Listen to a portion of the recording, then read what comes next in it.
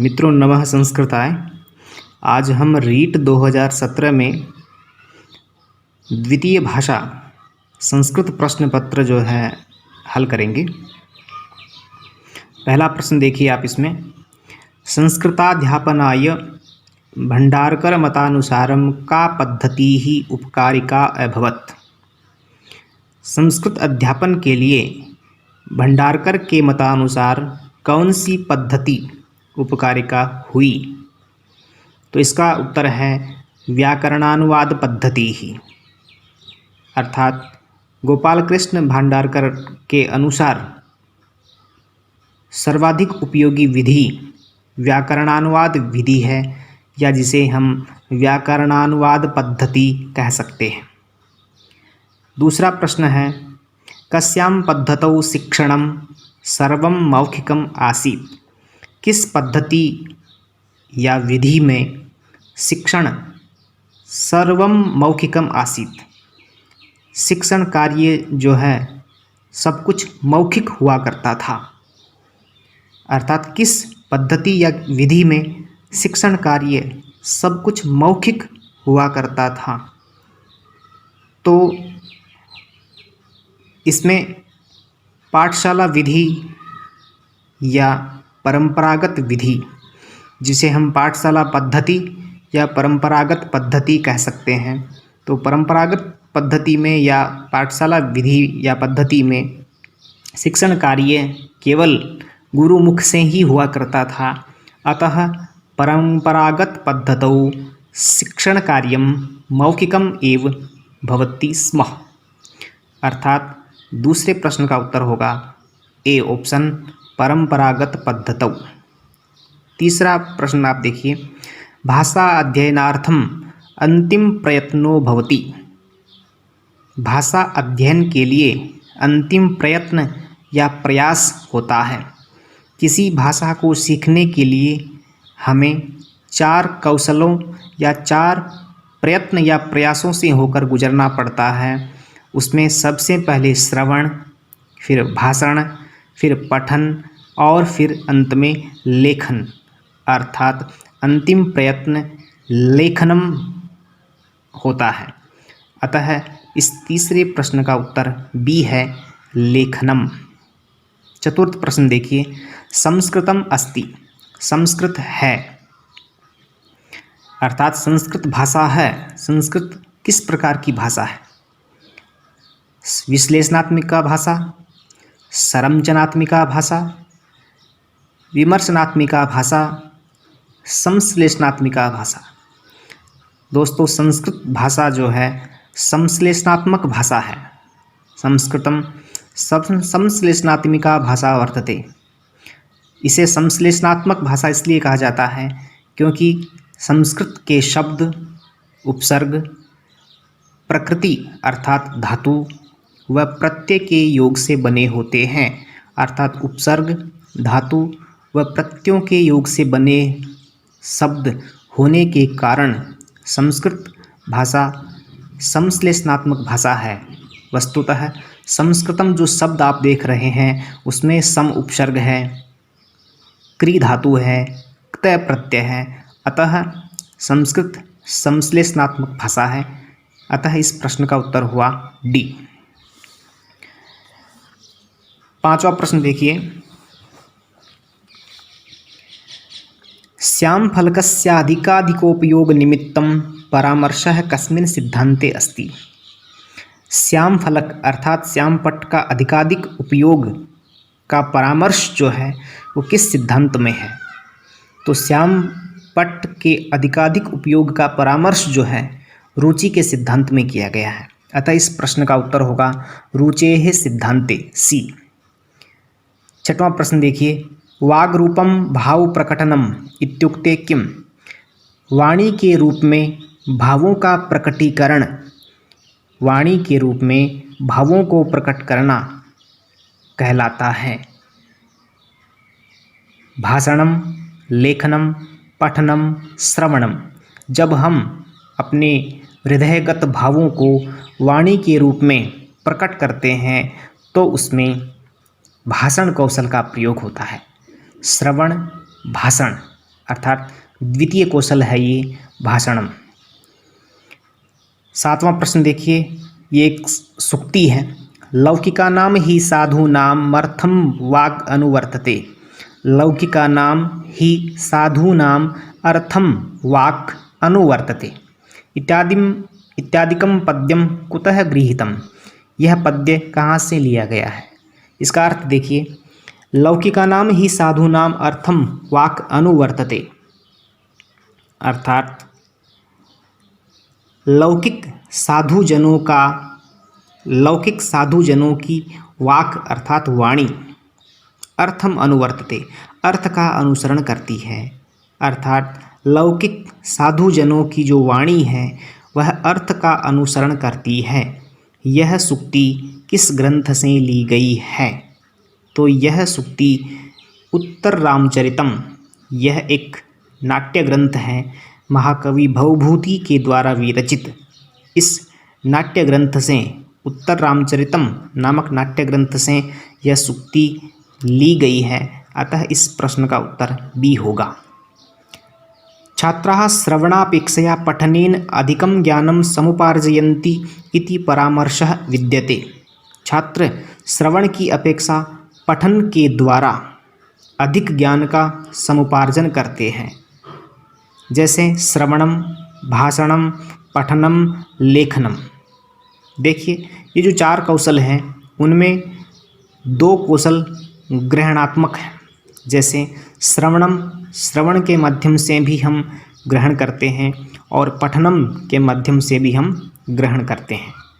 भाषणम ये अभिव्यक्ति प्रधान कौशल हुआ, लेखनम ये अभिव्यक्ति प्रधान कौशल है। तो श्रवण और पठन, तो श्रवण की अपेक्षा पठन से अधिक ज्ञान का समुपार्जन होता है। यह परामर्श पठन कौशल में ही किया गया है, अतः इसका उत्तर होगा ए, पठन कौशले।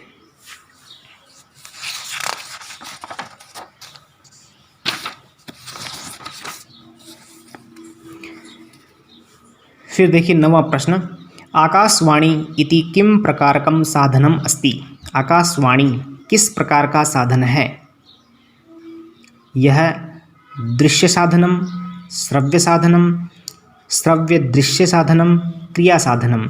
तो आकाशवाणी रेडियो जो होता है वह श्रव्य साधन होता है, जिससे हम श्रवण करते हैं। तो इसमें बी ऑप्शन सही होगा। 10वां प्रश्न देखिए, पाठ्यपुस्तक निर्माणे आंतरिक पक्षस्य सिद्धांतः भवति। पाठ्यपुस्तक के निर्माण में आंतरिक पक्ष का सिद्धांत जो है होता है रोचकता, सौदेश्यता, व्यावहारिकता, पूर्वकता त्रयः अपि।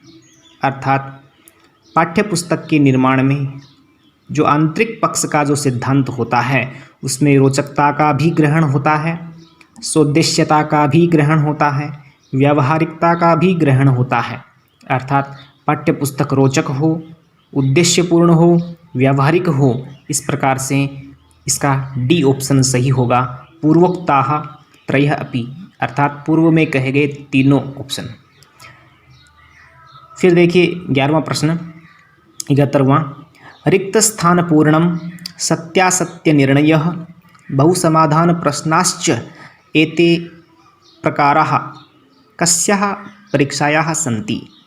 रिक्त स्थान की पूर्ति करना, सत्य असत्य का निर्णय करना और बहुसमाधान प्रश्न, ये सब प्रकार किस परीक्षा के हैं? तो इसमें देखिए, शलाका परीक्षायाः, वस्तुनिष्ठ परीक्षायाः, निबंध परीक्षायाः, निबंध रूप परीक्षायाः, अंत्याक्षरी परीक्षायाः। इसमें जो आप देख पा रहे हैं शलाका परीक्षायाः, शलाका परीक्षा में ये सब नहीं होता है, ये ऑप्शन नहीं होगा इसमें।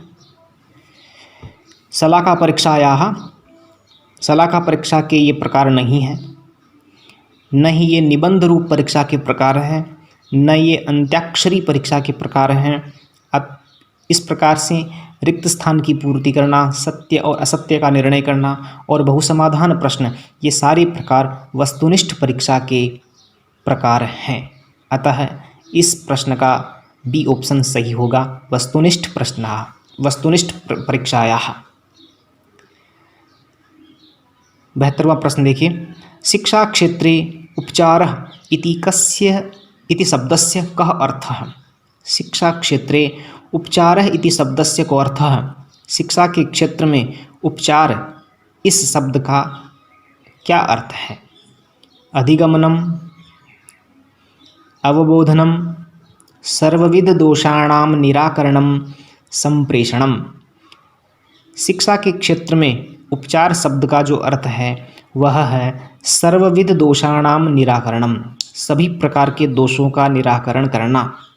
अर्थात शिक्षा के क्षेत्र में, अर्थात शिक्षण कार्य में, अधिगम आदि में जो जो दोष व्यवधान के रूप में उपस्थापित होते हैं, अतः उन सभी दोषों का निराकरण करना ही उपचार शब्द का अर्थ है। सी ऑप्शन सही होगा, सर्वविध दोषाणाम निराकरणम।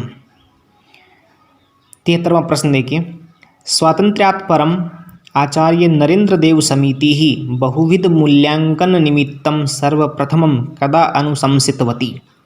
स्वतंत्रता के बाद में आचार्य नरेंद्र देव समिति ने बहुविध मूल्यांकन के निमित्त सर्वप्रथम अनुशंसा कब की।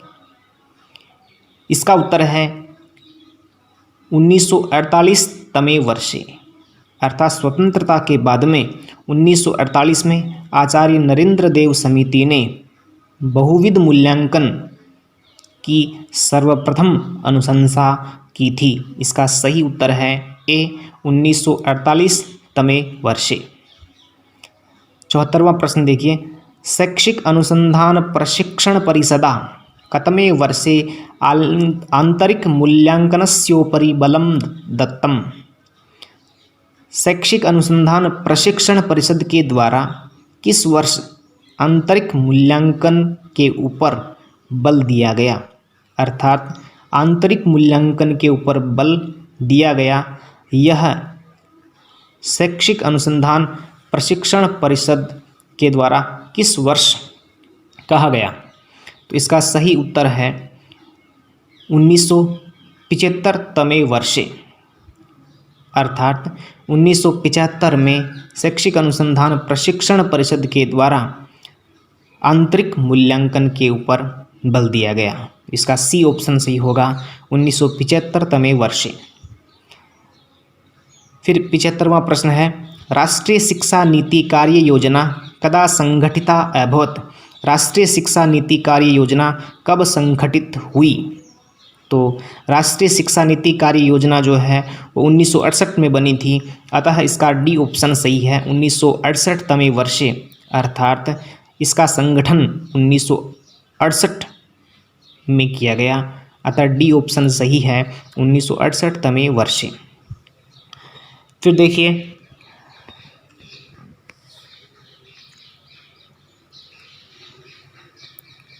अब अपठित गद्यांश जो है हम पढ़ेंगे। अयम कवि कुलगुरुः कदा कतमश्च जनपदम अलंकृतवान् स्वजन्मनेति विवादास्पदम अद्यापि। अयम अर्थात यह कवि कुलगुरुः, कवियों के कुलगुरु, कब और कौन से जनपद को इन्होंने अलंकृत किया अपने जन्म से, यह आज भी विवादास्पद है। यानी अयम कवि कुलगुरु अर्थात कालिदास के संबंध में कहा गया है कि अयम कवि कुलगुरु अर्थात यह कवियों के कुलगुरु अपने जन्म से इन्होंने कब और किस जनपद को अलंकृत किया, यह अद्यापि विवादास्पदम, यह आज भी विवाद का विषय है। तथापि अस्य ग्रंथानां सूक्ष्म परीक्षणेन इदं वक्तुं शक्यते। फिर भी इस महाकवि के ग्रंथों का सूक्ष्म परीक्षण करने से यह कहा जा सकता है कि ऐसा महाकवि ही कि यह महाकवि स्वजनुषा अपने जन्म से कश्मीर भुवम अलंचकार, कश्मीर की धरा को अलंकृत किया। अस्य कविवरस्य मेघदूते, इस कविवर के मेघदूत में, मेघदूत नामक जो ग्रंथ है उस मेघदूत नामक ग्रंथ में उज्जयिनी वर्णनेन, उज्जयिनी के वर्णन करने से, कुमार संभवे च, और कुमार संभव नामक ग्रंथ में हिमालय वर्णनेन च ज्ञायते, हिमालय के वर्णन से ज्ञात होता है यदयम प्रौढ़े वयसी, कि यह प्रौढ़ वयसी अर्थात उम्र में उज्जयिनीम गतो भवेत, उज्जयिनी गए होंगे। तत्र च महीभुजो विक्रमांकस्य सभायाम प्रतिष्ठाम लेभे, और वहाँ के महाराजा विक्रमांक की सभा में प्रतिष्ठा को प्राप्त किया हो। तरुणे च वयसी, और तरुणावस्था में काश्मीरान एव आदि जगह है, अर्थात कश्मीर में इन्होंने गमन किया हो, कश्मीर में ये गए हों, इस प्रकार। तो इस गद्यांश के आधार पर हमें निम्नांकित प्रश्नों के उत्तर देने हैं। महीभुजो इति पदे का विभक्ति ही, महीभुजो, इसमें देखिए मूल शब्द महीभुजः है। यहाँ देखिए गद्यांश में महीभुजो विक्रमांकस्य, तो यहाँ पर संधि हो गई है, उत्व संधि, यद्यपि यहाँ मूल जो पद है वो है महीभुजः, तो महीभुजः पद जो है वो षष्ठी विभक्ति का है। महीभुजः मूल शब्द है महीभुज, मही अर्थात पृथ्वी, भुज धातु का इसमें योग किया गया है, अर्थात पृथ्वी का उपभोग करने वाला अर्थात राजा। तो महीभुजः ये जो पद है वो षष्ठी में है, तो इसका सी ऑप्शन सही होगा, षष्ठी।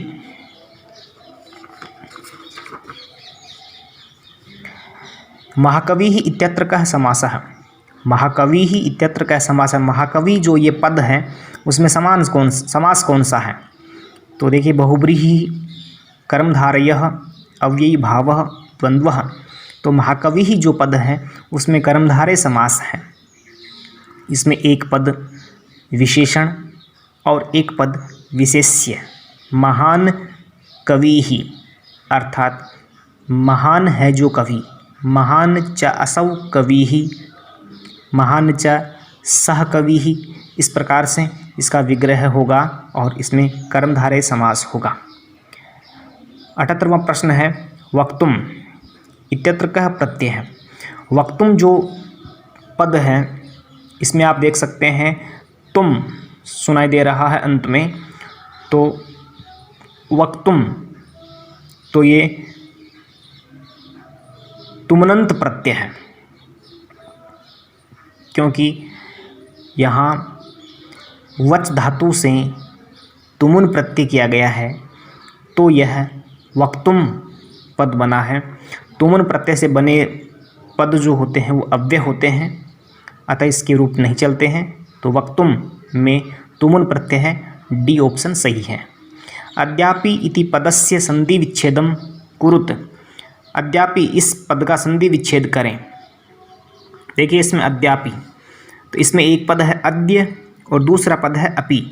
अद्य जोड़ अपि, अद्य का अर्थ होता है आज और अपि का अर्थ होता है भी, अद्यापि का अर्थ होता है आज भी, यानी उस महाकवि के विषय में कि ये कब हुए, कहाँ हुए, आज भी विवादास्पद है, तो अद्यापि का संधि विच्छेद होगा अद्य जोड़ अपि, दीर्घ संधि का ये उदाहरण है, सी ऑप्शन सही है।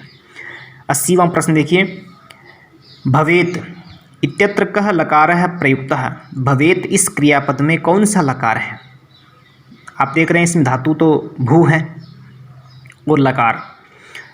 भवेत भवेताम भवेयुः, भवेः भवेतम भवेत, भवेयम भवेयु भवेम, इस प्रकार के जो रूप चलते हैं वो विधिलिंग लकार के चलते हैं, चाहिए के अर्थ में चलते हैं।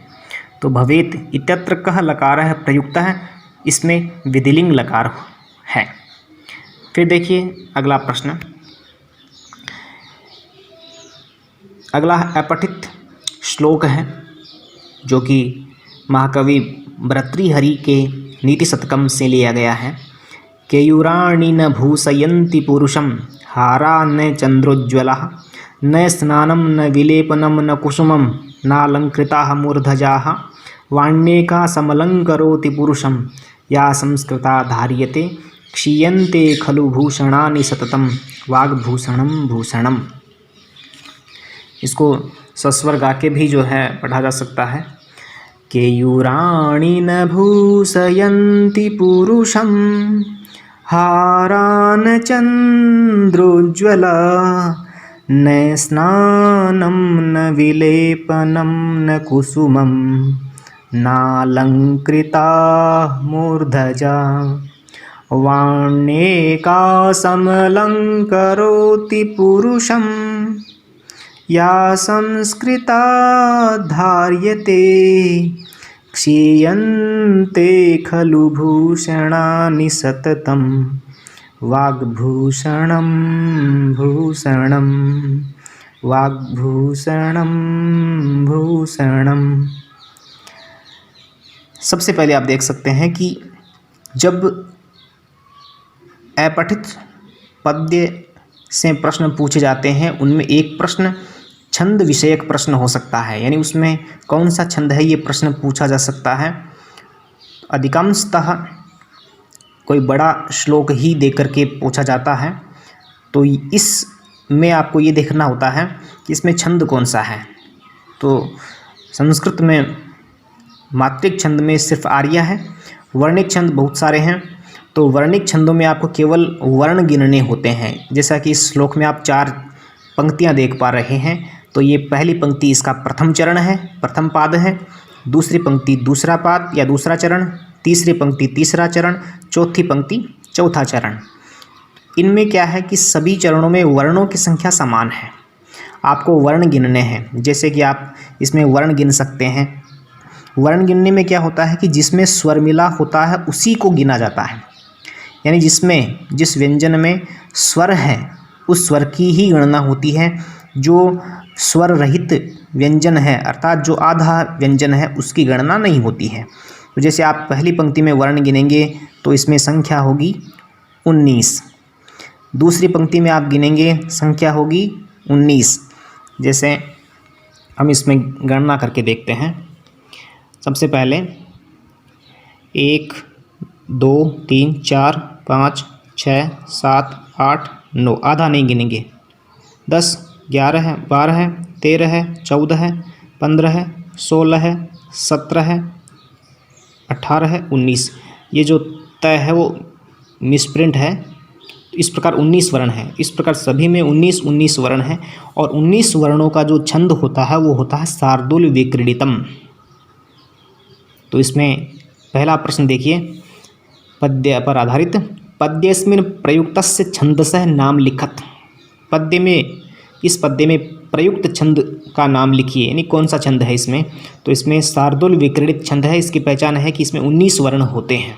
इसमें 19 वर्ण जो है वो होते हैं, यानी यह 19 वर्णों का छंद है। 19 वर्ण होते हैं इसमें। फिर 82वां प्रश्न देखिए, भूषयन्ति इत्यत्र कः लकारः प्रयुक्तः। भूषयन्ति सुशोभित होते हैं। केयूराणि न भूषयन्ति, बाजूबंद सुशोभित नहीं होते हैं। भूषयन्ति इसमें लकार पूछा है, तो जिसके रूप पठति पठतः पठन्ति इस प्रकार के रूप चलते हैं तो वहाँ आपको लट लकार करना है। तो भूषयन्ति में लट लकार है प्रथम पुरुष बहुवचन के रूप में, तो इसमें सी ऑप्शन है, लट लकार है। तीसरा देखिए, वाण्येका।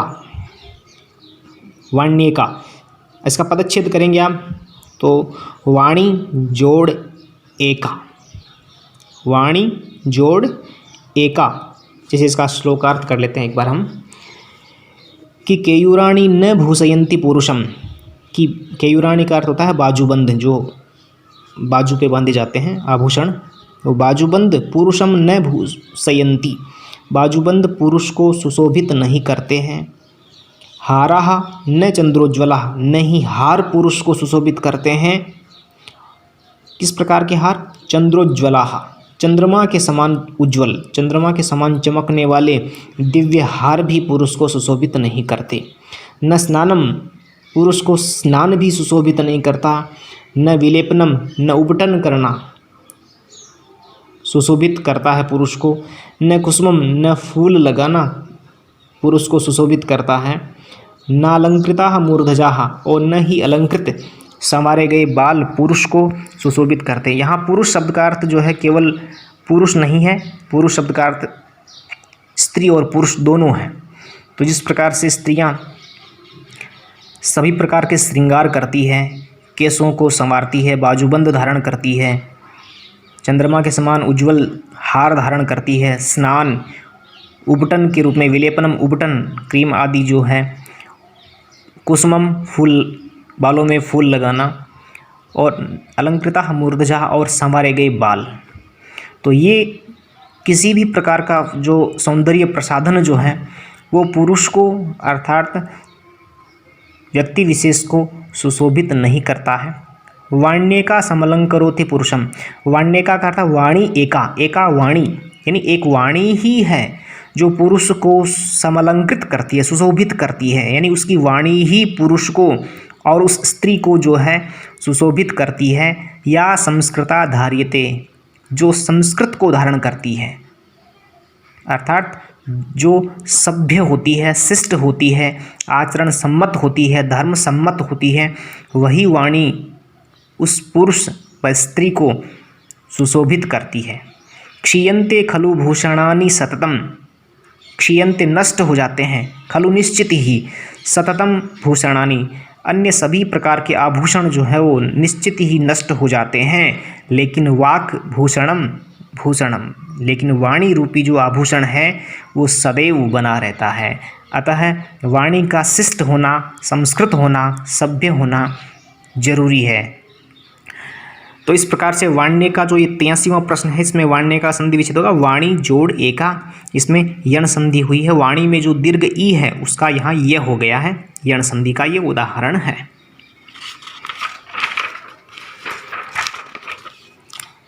फिर अगले प्रश्न देखिए। अगला प्रश्न है स्नानम इत्यत्र कः प्रत्ययः, स्नानम इत्यत्र कः प्रत्ययः, स्नानम इस पद में प्रत्यय कौन सा है आपको ध्यान रखना है। स्नानम, भोजनम, पठनम, हसनम, लेखनम, जिस किसी भी पद के अंत में आपको अनम सुनाई दे, अनम, खादनम, भोजनम, लेखनम, हसनम, उसी प्रकार से पद है स्नानम, तो वहाँ आपको ल्युट प्रत्यय करना है। बी ऑप्शन सही है, ल्युट, क्योंकि ल्युट का युवोर नाकव सूत्र से अन आदेश हो जाता है और इससे बने शब्द जो है नपुंसक लिंग के होते हैं, फल के समान रूप चलते हैं, तो इसके रूप फलम की तरह रूप बना हुआ है स्नानम, स्नानम, स्नाने, स्नानानि। फिर देखिए 85वां प्रश्न देखिए।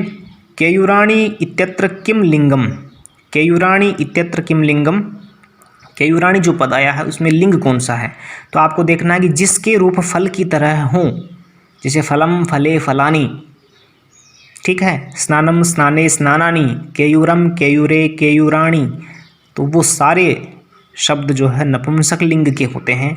तो यहाँ पर केयूराणी जो शब्द है वो नपुंसक लिंग में प्रयुक्त हुआ है, सी ऑप्शन सही है। फिर देखिए 86वां, वह है गुरु से प्रश्न पूछता है, इत्यस्य वाक्य संस्कृतेन अनुवादम कुरुत, इस वाक्य का संस्कृत में अनुवाद कीजिए। वह गुरु से प्रश्न पूछता है। देखिए इसमें दो कर्म हैं, एक प्रश्न पूछता है मुख्य कर्म है और गुरु से गौण कर्म है। तो यहाँ प्रश्न मुख्य कर्म है, अतः इसमें द्वितीया जो है वो कर्तुरिप्से तमम कर्म और कर्मणि द्वितीया से यहाँ पर प्रश्न में द्वितीया हो जाएगी, और गुरु से ये एकथित या गौण कर्म है तो एकथितम च से यहाँ द्वितीया हो जाएगी। तो यहाँ पर दोनों गुरु से और प्रश्न दोनों द्वितीया में होंगे। वह सह गुरुम प्रश्नम पृच्छति, यानी ए ऑप्शन सही होगा, सह गुरुम प्रश्नम पृच्छति, वह गुरु से प्रश्न पूछता है।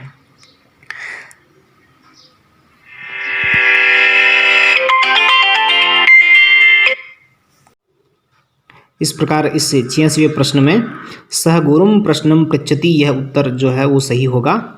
गुरुम प्रश्नम पृच्छति, प्रश्नम मुख्य कर्म है, गुरुम गौण कर्म है, तो दोनों पदों में यहाँ द्वितीय विभक्ति का प्रयोग हुआ है। 87वां प्रश्न देखिए, मया फलानि खाद्यन्ते, मेरे द्वारा फल खाए जाते हैं, मेरे द्वारा फल खाए जाते हैं। इत्यस्य वाच्य परिवर्तनम कुरुते, इस वाक्य का वाच्य परिवर्तन करना है।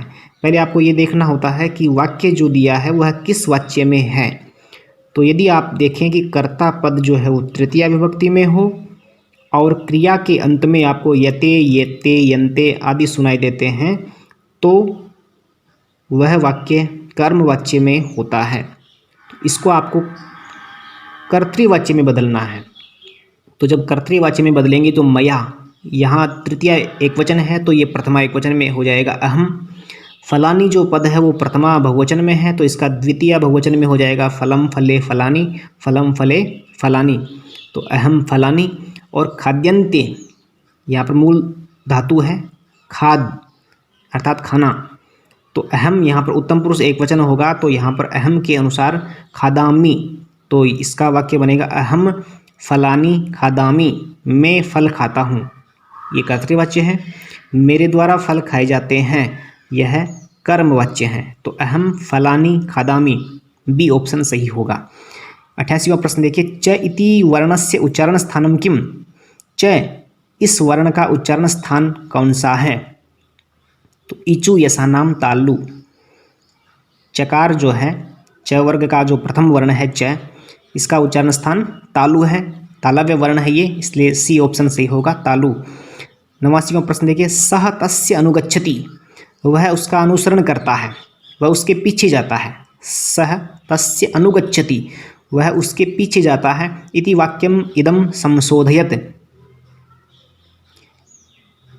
इस वाक्य का संशोधन करना है। वह उसके पीछे जाता है, वह उसका अनुसरण करता है, ये अर्थ होगा। लेकिन यहाँ पर देखिए तस्य पद दिया है, ठीक है। सह के अनुसार यहाँ पर अनुगच्छति पद सही है, क्योंकि सह प्रथम पुरुष एकवचन है, अनुगच्छति प्रथम पुरुष एकवचन है, तो कर्तृपद भी सही है और क्रियापद भी सही है। यहाँ पर तस्य जो पद है, तस्य जो पद है वह कर्म के रूप में है, इसलिए यहाँ पर कर्तुरिप्सितमम कर्म सूत्र से इसकी कर्म संज्ञा होगी और कर्मणि द्वितीया से जब द्वितीया होगी तो तम रूप बनेगा। तो शुद्ध वाक्य होगा सह तम अनुगच्छति, वह उसका अनुसरण करता है, वह उसके पीछे जाता है। तो डी ऑप्शन सही होगा, सह तम अनुगच्छति। फिर 90वां प्रश्न देखिए, ये सुक्ति है, रिक्त स्थान पूछा है। सत्संगति ही रिक्त स्थान दिया है। किम न करोति पुंसाम इत्यत्र रिक्त स्थानम पूरयित्वा, इस रिक्त स्थान की पूर्ति करके सुक्तिम इमाम निर्मापयत, सुक्ति को पूर्ण कीजिए। अब देखिए ये जो सुक्ति है वो भर्तृहरि के नीति शतकम से ही ली गई है। सत्संगति ही कथय किम न करोति पुंसाम, ये है, तो इसमें कथय पद जो है वो आता है।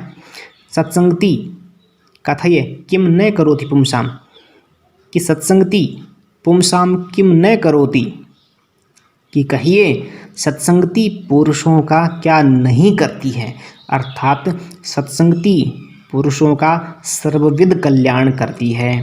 तो बी ऑप्शन सही होगा, कथय। जी धन्यवाद।